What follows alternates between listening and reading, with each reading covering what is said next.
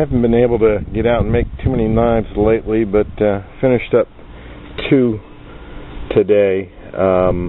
Both of these are made from planer blade. First one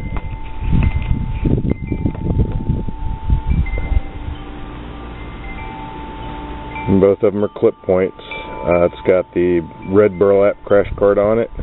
It's got silver nickel pins on it. It has a white and yellow liner, and it's fairly robust for a small knife because, as you can see, the planer blade was that thick. And then the sheath, a little bit of tooling on it. The second one,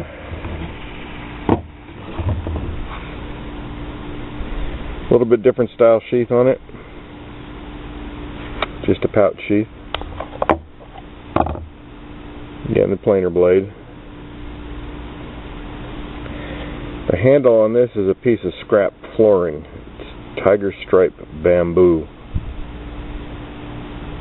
which I really like. I'm going to pick up some more of that, and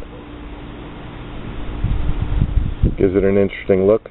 The pins on this one are from bamboo skewers, the kind you would make shish kebabs with. But figured if I'm going to use bamboo for the handles, let's try bamboo for the pins, and they seem to have worked rather well.